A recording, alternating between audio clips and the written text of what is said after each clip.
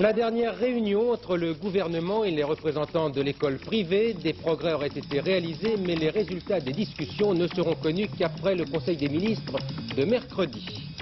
Les ministres de la communauté planchaient à Bruxelles deux dossiers cactus à l'ordre du jour, la politique agricole et le budget européen.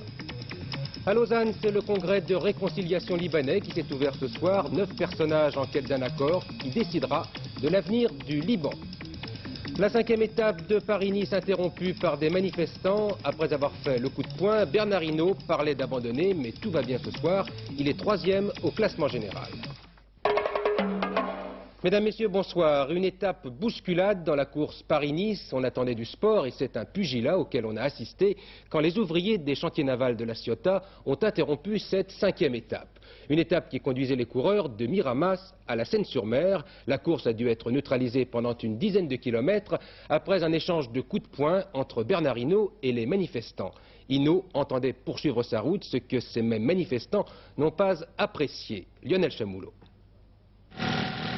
Sur son vélo, Bernard Hinault se fâche. Dans la descente du col de l'Espigoulier, Hinault fait exploser le peloton. Une vingtaine de coureurs sont dans son sillage, mais Robert Millard, le leader, est lâché. Bonne opération pour le Breton, mais mauvaise surprise après 154 km de course, un barrage de manifestants.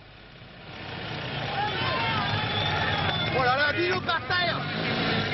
Hinault tente de passer, il se retrouve à terre et se fâche de nouveau.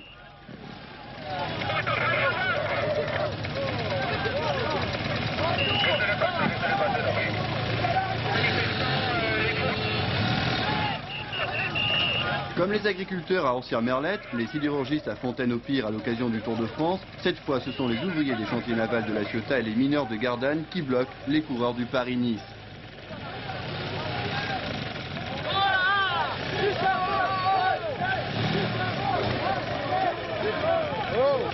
Finalement, le calme revient, Hinault aussi, il a un instant envisagé l'abandon.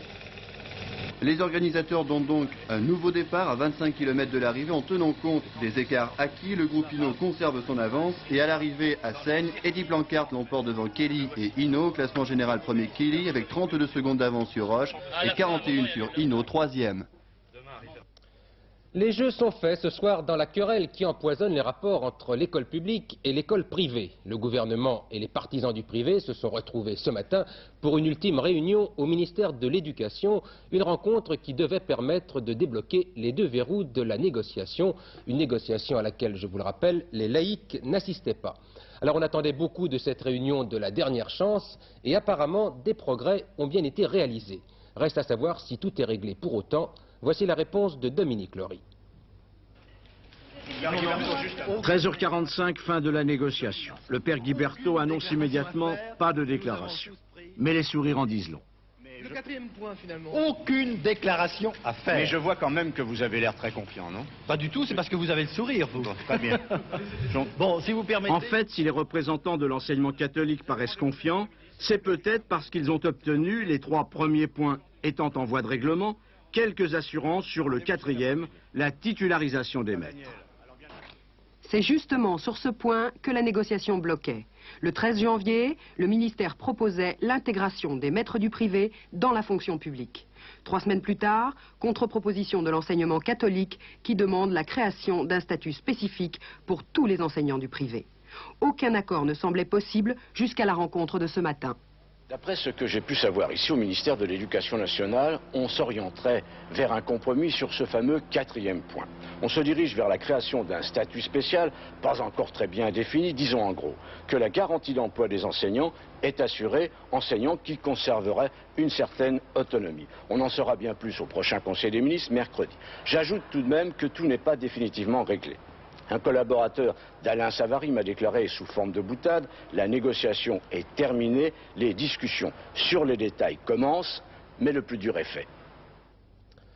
L'Europe traîne les pieds à une semaine de l'ouverture du sommet des chefs d'État prévu pour les 19 et 20 mars prochains. C'est un marathon pour le moins essoufflant qu'ont entrepris les ministres de l'Agriculture, une épreuve qui s'est poursuivie aujourd'hui avec l'étude des deux dossiers les plus délicats, l'avenir de la production laitière et celui des montants compensatoires.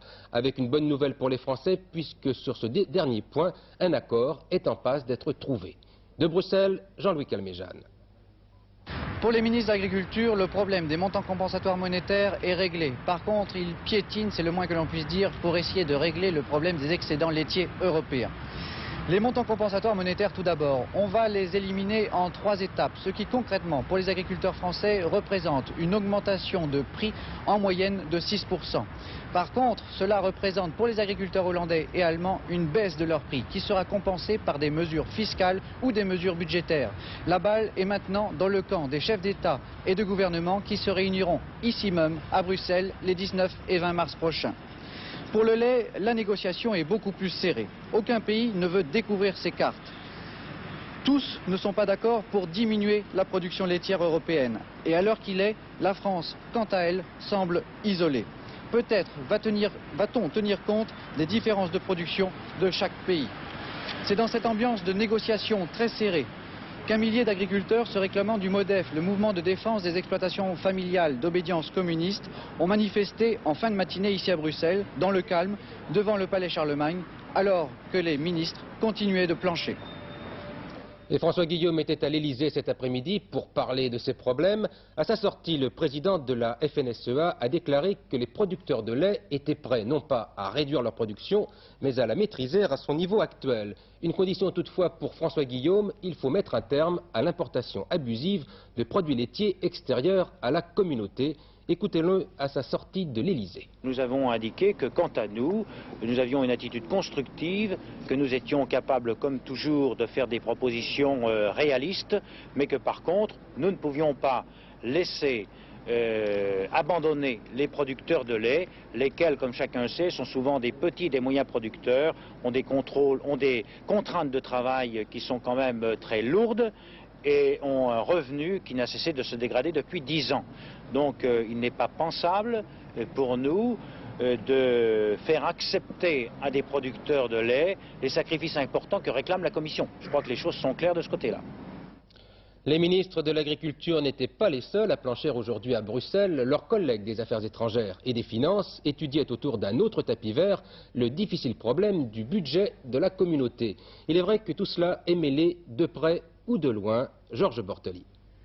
Les ministres des Finances ont en effet siégé eux aussi à Bruxelles, pendant que dans une 3e salle, et toujours sous présidence française, le Conseil dit des Affaires générales réunissait les ministres des Affaires étrangères qui ont le privilège, pas forcément enviable, de reprendre dans leur ensemble les problèmes dont leurs collègues ont discuté en détail. Il faut bien voir en effet que Bruxelles, c'est un écheveau de problèmes qui sont tous interdépendants. C'est un petit peu, si vous voulez, comme une pelote de ficelle qui commence à s'embrouiller. Vous défaites un nœud d'un côté, vous tirez, eh bien ça s'embrouille de l'autre côté. Exemple, la communauté manque d'argent. Alors on se dit on va prélever davantage sur les TVA nationales, c'est une solution. Oui, mais on se dit aussi il vaudrait mieux faire des économies. Alors on cherche du côté des économies. On se dit on va plafonner la production de lait, ça coûtera moins cher. C'est douloureux, mais ça aussi c'est une solution. Oui, mais alors à ce moment-là, il y a Mme Thatcher qui dit mais vos solutions ça ne sert à rien car il faudrait d'abord nous rembourser l'argent que vous nous devez. Alors on reprend tout ça dans l'autre sens. Le chèque de Mme Thatcher, et puis le lait, et puis les ressources nouvelles, etc., etc. Et l'on finit par se demander, est-il possible de venir à bout d'un tel enchevêtrement? Réponse, oui, si. Lundi prochain à Bruxelles, les chefs d'État et de gouvernement disent que l'idée politique de l'Europe, c'est tout de même plus important que les difficultés financières. Et une réaction du président de la Commission européenne, M. Gaston Thorn, qui estime qu'un échec du prochain sommet sonnerait l'heure de vérité pour l'Europe. Il faudrait alors, précise M. Thorn, se compter et voir quel partenaire ne veut plus continuer. D'une conférence à l'autre, la seconde se tient à Lausanne, en Suisse, où après les retards de rigueur, le congrès de réconciliation nationale libanais s'est ouvert en fin d'après-midi. Il faut dire que l'on a beaucoup attendu pour commencer l'observateur syrien, qui est aussi l'arbitre de la rencontre. À Lausanne, c'est l'avenir du Liban qui se joue depuis ce soir, après 9 ans de guerre, et une première conférence qui s'était déjà tenue en Suisse il y a 6 mois. Le climat de ce congrès avec Gérard Sebag, qui est à Lausanne. Ouverture donc de cette conférence de réconciliation par un discours du président Amin Gemayel. Une ouverture formelle en l'absence du délégué le plus important, M. Kanam, le vice-président de la République syrienne, retenu encore à Damas en raison de la formation d'un nouveau gouvernement. Face au président Gemayel, l'ensemble des composantes de la crise. Mais c'est le rôle de la Syrie qui sera évidemment le plus important. Et aussi étonnant que cela puisse paraître, ce rôle est aujourd'hui modérateur. En effet, après avoir obtenu la mise au pas du président Gemayel et l'abrogation de l'accord israélo-libanais et reconnu en échange la légitimité de Amin Gemayel comme chef de l'État libanais, le président syrien Assad doit amener à plus de modération ses alliés d'hier pour qu'ils acceptent un compromis. Dans les couloirs de la conférence, et cela est nouveau, toutes les tendances sont conscientes qu'un bouleversement total des institutions libanaises ne peut amener que la disparition de ce pays fait de multiples facettes politiques, religieuses, sociales et économiques. Il ne peut être question de victoire pour savoir qui l'emportera et qui gouvernera, des chrétiens ou des musulmans. Sur le terrain, aucune des parties n'est suffisamment forte pour imposer seule une solution militaire. Reste donc à trouver des aménagements plus ou moins acceptables pour les uns et pour les autres. Le Liban, et c'est ainsi dans l'histoire de certains peuples, ne peut survivre que par le compromis. 9 ans de guerre civile sont là pour le prouver. Premier pas donc recherché à Lausanne vers cette réconciliation, même si les problèmes de fond ne seront pas réglés, la formation d'un gouvernement d'union nationale qui s'attellera plus tard aux grandes réformes après une véritable cessation des combats. Et déjà un point positif, j'apprends à l'instant l'annonce de la formation d'une commission pour l'instauration d'un cessez-le-feu. Cette commission est formée des membres de toutes les délégations participant à la conférence de Lausanne. Elle devrait tenir sa première réunion dès ce soir. Et puis il faut quand même remarquer que l'observateur syrien qui joue le rôle d'arbitre, pour ne pas dire de président de cette conférence, n'est pas n'importe qui. Il s'agit du nouveau vice-président de la République, M. Abdel-Halim Khadam. Le président Assad vient en effet de nommer 3 vice-présidents, dont son frère, le colonel Rifat el-Assad, et M. Khadam. Pourtant, c'est sur un autre homme que les regards sont braqués ce soir à Lausanne. C'est le nouveau venu dans cette conférence. Il s'agit du chef des milices chiites, M. Nabi Berri. Son attitude tout au long du Congrès sera déterminante pour parvenir à un résultat. C'est la première fois que la communauté qu'il représente trouve ainsi sa place autour d'une table ronde, alors que les chiites sont majoritaires parmi les musulmans libanais. Le portrait de M. Nabi Berri, brossé par Jean-Marc Ilouz et Philippe Peter. Des milices débonnaires mais armées jusqu'aux dents, une atmosphère en tout point semblable à celle qui règne au siège de chaque parti ou de chaque clan au Liban, et pourtant le domicile que protègent ces jeunes gens est celui du nouveau maître de Beyrouth-Ouest, le chef du mouvement politique et religieux Amal, M. Nabi Berri. Mais Nabi Berri, 44 ans, avocat de formation française et marié à une américaine, n'affectionne guère le style martial. Parvenu non sans difficulté à la tête de la communauté musulmane chiite, la plus nombreuse mais la moins prospère du Liban, il est désormais le second personnage de la scène politique libanaise. Après le bombardement des quartiers chiites par l'armée, ce sont d'abord ces hommes qui ont investi Beyrouth-Ouest. Mais aujourd'hui, Nabi Berri ne veut pas employer la force pour obtenir la démission du président Gemayel. Je demande la démission, mais par la voie démocratique. S'il n'accepte pas de démissionner, j'ai toujours le droit d'aller au Parlement. C'est ça, donc vous appelez à la démission du président Gemayel, mais non pas à son renversement par la force. La question de la force n'arrive à aucune chose au Liban. On a essayé ça fait 9 ans. Alors, qui est Nabi Berri? Le patron des milices chiites, un véritable nationaliste libanais ou l'otage des extrémistes iraniens? À mon avis, c'était toujours une excuse de dire que les chiites ou bien dans le banlieue sud, nous sommes des terroristes, etc. C'était une propagande du pouvoir. Comme chiite, je respecte Imam Khomeini. Comme vous êtes chrétien, vous respectez le pape, par exemple. Mais je suis libanais, je ne suis pas iranien.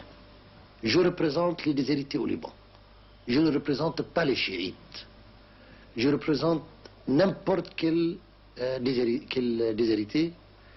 Si les chrétiens, si les musulmans, si les chiites, si les sunnites, c'est pas ça la question. Une profession de foi qui exige bien sûr des accommodements. Ici, un entretien avec le principal chef religieux chiite. Désormais interlocuteur obligé de tous les conciliabules où se fait et se défait la politique libanaise, Nabi Berri veut jouer la carte de la modération. Il en a les moyens, mais sa communauté reste vulnérable, autant aux extrémistes religieux venus d'Iran qu'aux groupuscules infiltrés par la Syrie.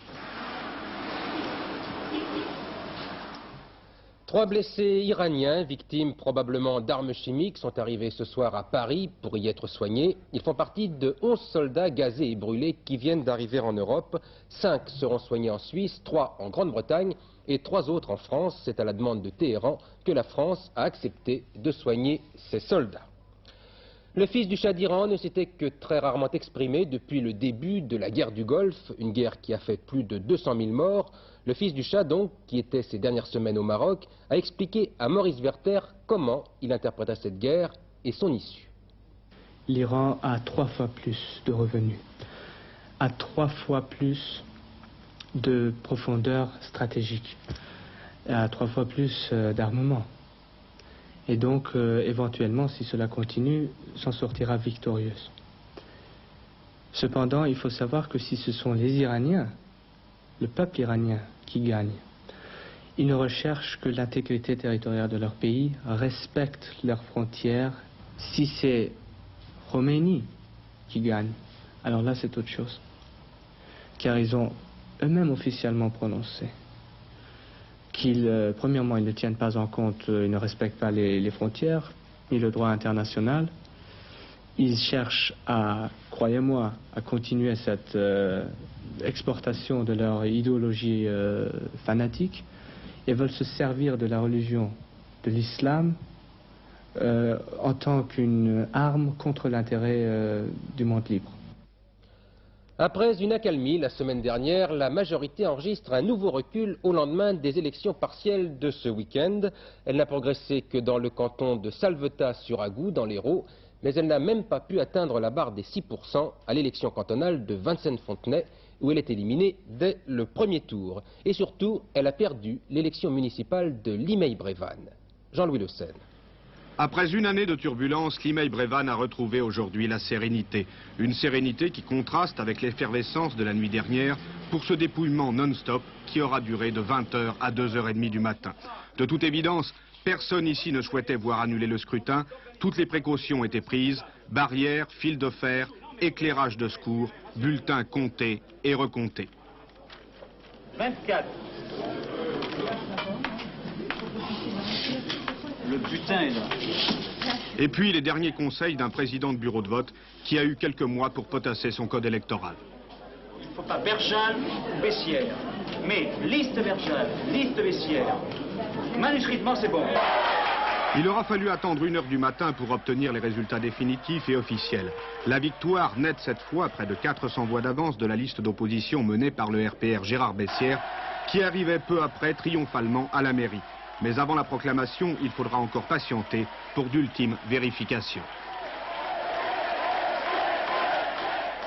Nous avons gagné parce que pour la première fois, à Limeil-Brévannes, les élections se sont passées dans le calme et l'honnêteté.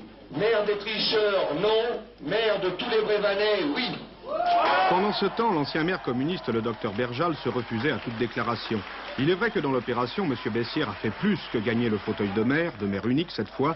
Il a remporté un siège de conseiller supplémentaire. Seulement, l'œcuménisme que prônait le nouveau maire se heurtait dès hier soir à l'enthousiasme de ses supporters, jubilant d'avoir pris leur revanche après 12 années de mandat de gauche.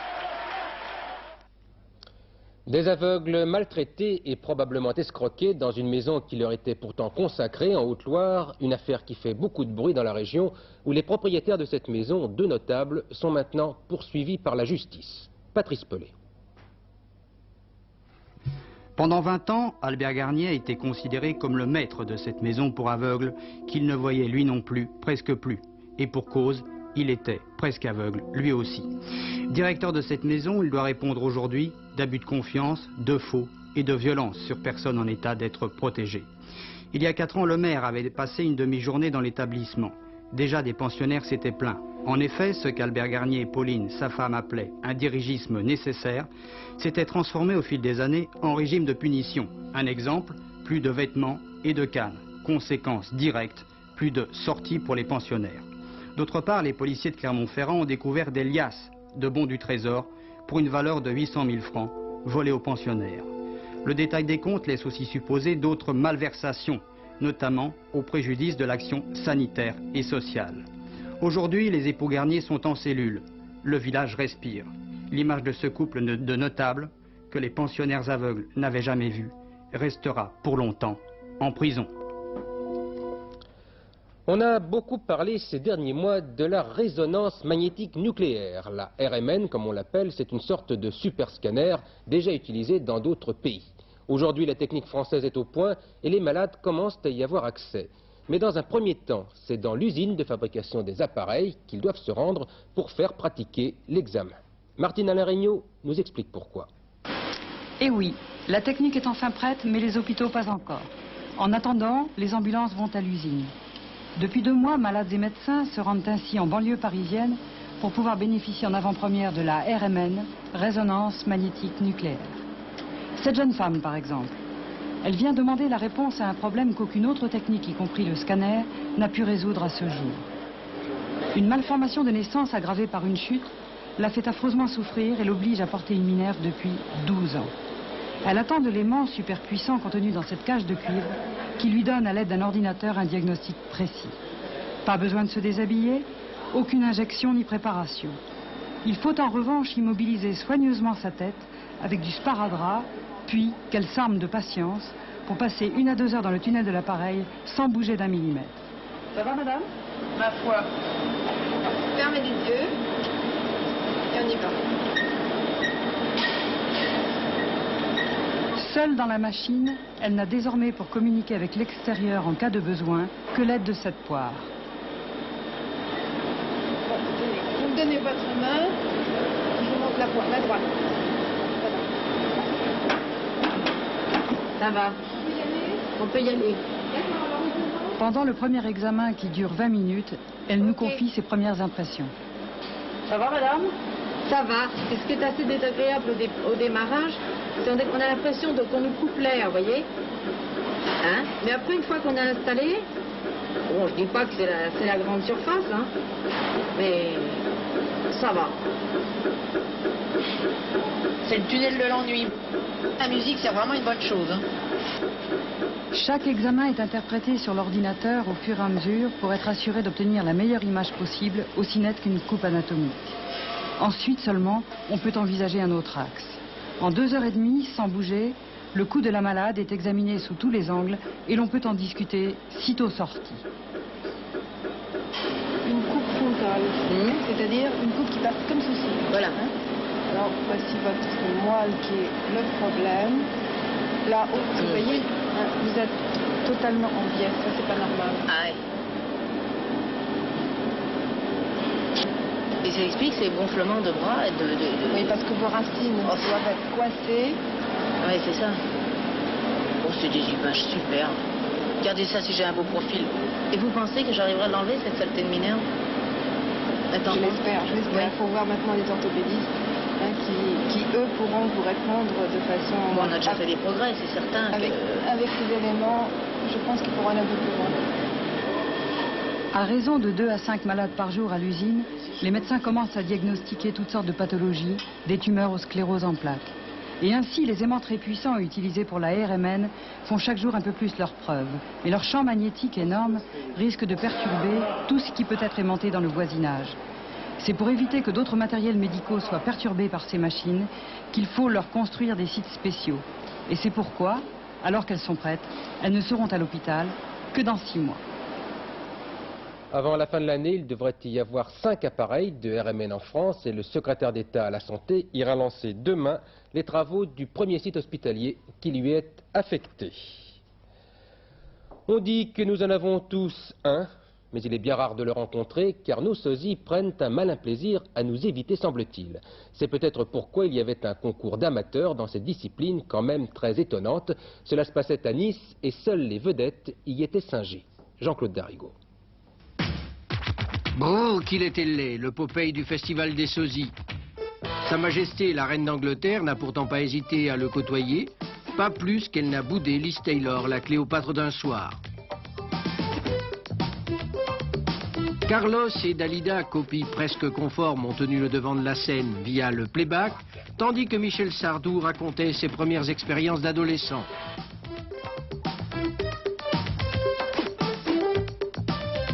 James Bond, doté de son environnement habituel, et Marilyn Monroe. Au palmarès des meilleurs, Michael Jackson, conduit au podium par un Mourouzi plus vrai que nature. Et qui dira que la relève des stars n'est pas assurée? Ou presque. La météo maintenant avec le sosie de Brigitte Simonetta. On ne sait plus qui est qui. Eh bien moi je vous propose une météo en couleur. Le nord en bleu, le sud en gris. En fait, la situation météorologique suit le principe des vases communicants. Ce que nous perdons d'un côté, nous le retrouvons de l'autre. Alors ça n'est peut-être pas très clair. Regardez la photo satellite. En début d'après-midi, un épisode pluvio-neigeux touchait la Bretagne. Très actif, il neigeait beaucoup. Mais dès 17 h, ces nuages commençaient à se décaler sur l'Atlantique pour revenir demain par le sud. Et cela va très très vite. Vous savez, vous chassez les nuages, vous les mettez à la porte et puis ils reviennent par la fenêtre. Regardez ce que cela nous donne sur la carte de demain. La zone de mauvais temps touchera l'Aquitaine, les Pyrénées, le Massif central, le Languedoc-Roussillon, donnant de la pluie et de la neige même à basse altitude. Il y aura encore un peu d'instabilité à l'ouest, sur la Normandie, la Bretagne, la Vendée, c'est-à-dire une succession d'éclaircies, de nuages et d'averses. Et c'est cette humidité qui nous oblige à signaler les risques de verglas. Enfin, partout ailleurs, après dissipation des brouillards matinaux qui risquent d'être denses et tenaces, ce sera pratiquement du beau temps. Encore froid cette nuit jusqu'à -5 degrés à l'est et -4 degrés dans la vallée du Rhône. Mais le baromètre est en hausse. Le thermomètre aussi. Demain après-midi, les températures seront plus élevées que celles d'aujourd'hui, de 7 à 11 degrés sur la moitié nord et de 8 à 12, 14 degrés sur la moitié sud. Demain, mardi 13 mars, le soleil se lèvera à 7h07, se couchera à 18h53. Si nous avons un peu de cœur, nous fêterons les Rodrigues. Ce journal est terminé. Jacques Segui vous communiquera les dernières informations aux alentours de 23 h. Il arbitrera un débat entre Jean-Louis Arnaud du Matin et Ernesto Garcia Herrera, qui est le correspondant en France de l'agence espagnole EFE. Le thème du débat, l'incident qui a opposé la marine française aux chalutiers espagnols dans le golfe de Gascogne. Demain, c'est Daniel Bilalian qui vous présentera Antenne de midi. Jean-Claude Alanic prendra sa place à 18h30 pour C'est la vie. Et je vous retrouverai à 20 h. Je vous souhaite une très bonne soirée sur Antenne 2.